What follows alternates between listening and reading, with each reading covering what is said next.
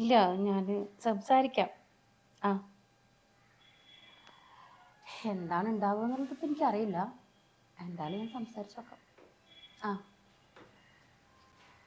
ആ ഞാൻ വിളിക്കാം. എന്താ നിങ്ങളുടെ ഉദ്ദേശം?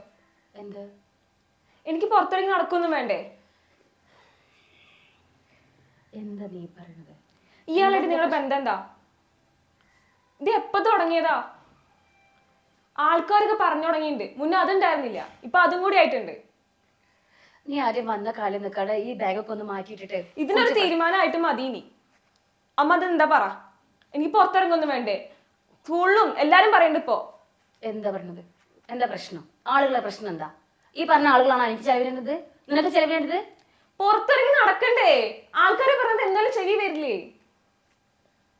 അയാളുടെ ബന്ധം എന്താ? അച്ഛൻ മരിച്ച 3 മാസം കഴിഞ്ഞപ്പോ തുടങ്ങിയതാ, അതിന് മുന്നേ ഉണ്ടോ അതോ?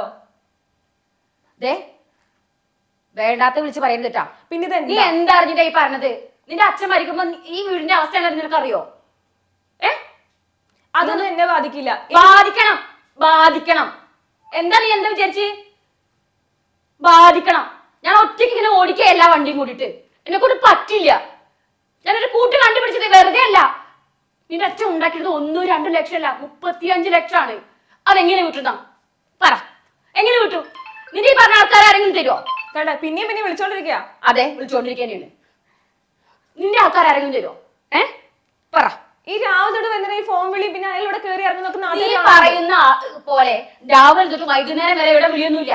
എനിക്ക് അയാളെ ഇഷ്ടാ, അയാൾക്ക് എന്നെ ഇഷ്ടാ. എന്റെ ബാധ്യതകൾ എന്റെ മോളടക്കം അയാളെ ഏറ്റെടുക്കാൻ തയ്യാറാ. പിന്നെ ഞാൻ ഈ കടങ്ങൾ എന്താ ചെയ്യേണ്ടത്? ഈ 35 ലക്ഷം രൂപ നിന്നെ കൊണ്ട് കൂട്ടിയാ കൂടുക? നീ പറഞ്ഞതായി എനിക്ക്. കടത്തിന്റെ കാര്യം എനിക്ക് അറിയണ്ട. എനിക്ക് അന്തസ്സായിട്ട് നാട്ടിൽ ജീവിക്കണം. കടത്തിന്റെ കാര്യം നിനക്ക് അറിയണ്ടോ? എടി, നിനക്ക് ജോലിയുണ്ട് അല്ലേ? നിനക്ക് ജോലിയുണ്ട്. നിന്നെ നന്നായി കെട്ടിച്ച് ഇവിടുന്ന് പറഞ്ഞയച്ചതാ. അതിന്റെ കൂടി കടാണ് ഞാനിപ്പോ അനുഭവിക്കുന്നത്. നീ ഇവിടുത്തെ എന്തെങ്കിലും കാര്യം അറിയുന്നുണ്ടോ? നിനക്ക് ജോലിയുണ്ട്, നല്ലൊരു തുക നിനക്ക് കിട്ടുന്നുണ്ട്. നീ എന്തെങ്കിലും എനിക്ക് തരുന്നുണ്ടോ? ഈ അമ്മ എങ്ങനെ ഇവിടെ കഴിയുന്നത് നീ അറിയുന്നുണ്ടോ? കൂട്ട് വേണമെന്നുണ്ടെങ്കിൽ അന്തസ്സായിട്ട് കല്യാണം കഴിച്ചു കൂടെ കൂട്ടി. അതിന് തന്നെയാണ് നിൽക്കണത്. നീ എന്നെ കൊണ്ട് കൂടുതൽ പറയിക്കരുത്. നല്ല മാന്യമായിട്ട് നീ സംസാരിച്ചാൽ മതി എന്നോട്. നാട്ടില് മാന്യത കാണിക്കുന്നതോടെ അത് കാണിക്കാനും പറ്റുള്ളൂ. അഞ്ജു, നീ ഇപ്പൊ ആകെ പ്രഷറിലാ. പോയി കുളിക്കേ, എന്താന്ന് വെച്ചാ പോയി കഴിക്കുക, എന്തെങ്കിലും ചെയ്യേ. എന്നിട്ട് നീ ഞാൻ പറയുന്ന മനസ്സമാധാനത്തോടെ കുറച്ച് കഴിഞ്ഞ് കേക്കവാ. ഇപ്പൊ നീ പോ. ഇതൊരു തീരുമാനം പറ. നീ ഈ പറയുന്ന പോലെയുള്ള ഒരു തെറ്റും ഞാൻ ഇവിടെ ചെയ്യുന്നില്ല. എനിക്ക് അയാളെ ഇഷ്ടമാ. നിങ്ങൾ ഈ പറയുന്ന പോലെ അയാളെ ഡെയിലി ഇങ്ങോട്ട് കയറി വരുന്നില്ല. എന്റെ എല്ലാ ബാധ്യതയും തീർക്കാൻ അയാൾ തയ്യാറാ. എനിക്ക് അയാളെ ഇഷ്ടമാണ്, അയാൾക്ക് എന്നെ ഇഷ്ടമാണ്. എനിക്കൊരു കൂട്ട് വേണമെന്ന് തോന്നിയതേ അന്തിക്കൂട്ടിനല്ല, എന്റെ ഈ ബാധ്യതകൾ ഏറ്റെടുക്കാൻ വേണ്ടിട്ടാ. നീ ഏറ്റെടുക്കോ എന്റെ ബാധ്യത? നീ ഏറ്റെടുക്കോ? നിന്റെ കുടുംബക്കാരെ ഏറ്റെടുക്കോ? നിന്റെ അച്ഛന്റെ വീട്ടിൽ ഏറ്റെടുക്കോ? ആരെയും ഏറ്റെടുക്കോ? ഇല്ലല്ലോ. എല്ലാം ഞാൻ ഒറ്റയ്ക്ക് തീർക്കണം. നിന്റെ അച്ഛൻ കുടിച്ചും കളിച്ചും ഒക്കെ കൂടി ഉണ്ടാക്കിയ കട ഇതൊക്കെ. ഇതെല്ലാം ഞാൻ ഏറ്റെടുക്കണ്ടേ? നിനക്കറിയില്ല, പലിശക്കാര്, അടവേറ്, പിന്നെ പോരാത്തിന് അക്കുറത്ത് കൂടി എല്ലാ ആളുകളും കടം മേടിച്ചത്. ഇതൊക്കെ എന്റെ ശരീരം കണ്ടിട്ട് എന്നെ കണ്ടിട്ട് ആൾക്കാർ കയറി വരിക. ഞാൻ എന്താ ചെയ്യേണ്ടത്? എനിക്കൊരു കൂട്ട് വേണ്ടതേ എനിക്ക് പ്രൊട്ടക്ഷന് വേണ്ടിട്ടാ, എന്റെ കടങ്ങൾ തീർക്കാനാ. അല്ലാതെ നീ പറഞ്ഞ പോലെ മറ്റേ പണിക്കല്ല.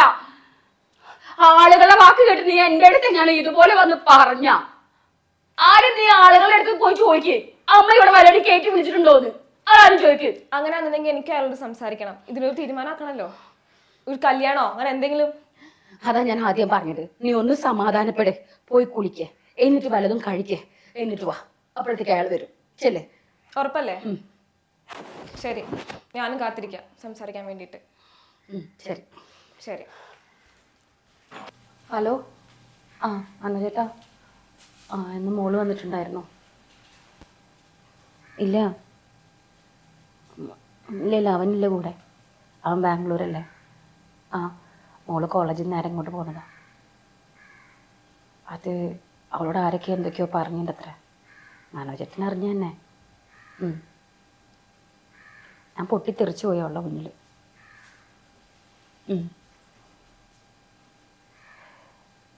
അവള് പറഞ്ഞത് അല്ലാത്ത മോശമായിട്ട് അമ്മേനെ കുറിച്ച് പറയുന്നുണ്ട്. ഇങ്ങനെ പറ്റില്ല, ഈ വീട്ടിൽ ഇങ്ങനെ പറ്റില്ല, എനിക്ക് പറ്റില്ല, എൻ്റെ അമ്മ ഇങ്ങനെ നടക്കാൻ പറ്റില്ല, ഇതൊക്കെ അവള് പറഞ്ഞത്. അയാളെ കൂടെ താമസിക്കാനാണോ നിങ്ങൾ നിൽക്കണമെന്നൊക്കെ ചോദിക്കുന്നത്. ഞാൻ എന്താ പറയാ മനസ്സിൽ.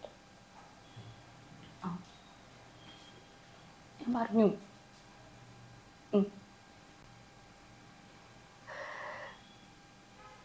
നമുക്ക് മാത്രമേ ഇപ്പോൾ നല്ല ബന്ധമായിട്ടുള്ളൂ. പക്ഷെ പുറത്തുള്ളവർക്കൊക്കെ ഇപ്പോൾ ഇത് വല്ലാത്തൊരു മോശപ്പെട്ട ബന്ധമാണ്. മനോജേട്ടൻ എന്നെ ഒഴിവാക്കരുത്. എൻ്റെ മോൾക്കും എനിക്ക് അന്ന് വാക്ക് കൊടുക്കണം. എന്നെ കൈവിടരുത് കേട്ടോ. ആ ഇല്ല ഇല്ല മനോജേട്ടാ, ഞാൻ പറയാം. കല്യാണം തന്നെ ആയിട്ട് വേണം. നമ്മൾ 3 പേരും മാത്രം അറിഞ്ഞാൽ പോരാ. നാടൊട്ടേക്ക് എല്ലാവരും അറിയണം. എനിക്ക് വയ്യ മോശപ്പേരുമായിട്ട് ജീവിക്കാൻ. ശരി മനോജേട്ടാ. ആ ആ ഞാൻ വിളിക്കാം. എന്തായി, വരുമോ? ഇങ്ങോട്ട് വരാമെന്ന് പറഞ്ഞിട്ടുണ്ട്. വന്നിട്ട് ഞാൻ പോകണല്ലോ.